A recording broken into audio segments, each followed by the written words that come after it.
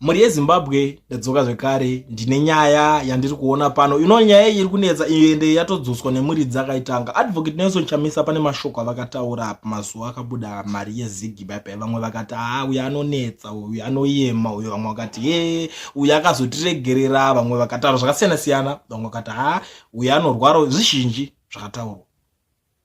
But vanhu vanonyatsowana nguva yekugara pasi kuti vakwanise kunzwisisa kuti here zvinhu zvaitaurika. Nyaya iripo yakabuda yakadai so.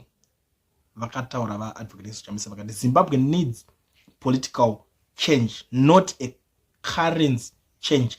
A currency is a bundle of trust and confidence. A currency is not a currency without confidence and value. Money represents a collective trust in the stability and reality of the government.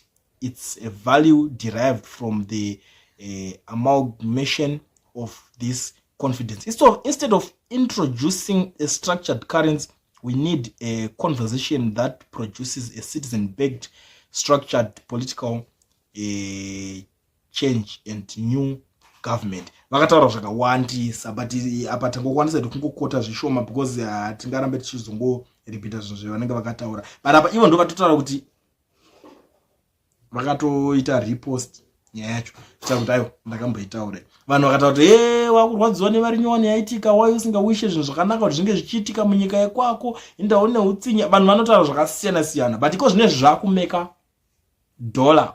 Izvi hazvichameke sense, zvakumeka dollar. It's more than sense now, because tikada kutarisa zvinhu zviri kuitika iko zvinezvika, unotongoona wega kuti guys, uyu murume akaoneswa.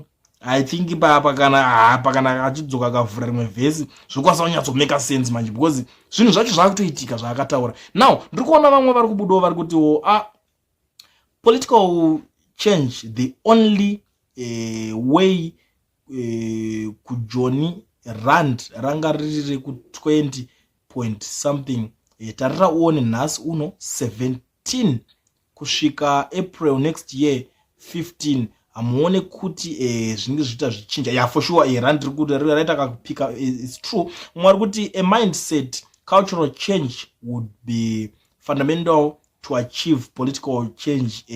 Now approved to reconstruct national ethos. Value is a key. Pari kutaura zvakasiyana siyana. Vanhu veZimbabwe vari kutoonesana navo, vamwe vari kubvumirana, kune vamwe vari kutuka. But nhasi I'm sorry for you, handisi kuzokwanisa hangu kubata nyaya dzenyu muchituka Chamisa, because panapa ina handisi kukwanisa kukubvumidzai kunge muchitukana naChamisa. Manapa ndirongoda kungobudisa nyaya dzinenge dzichingoitika zvakataurika panapa panyaya yeZiggy, tichingotaura kuti aiwa mukomana uyu anga aonera short. Ameno muri yeZimbabwe munoona sei nyaya? Tell me what you think in the comment section.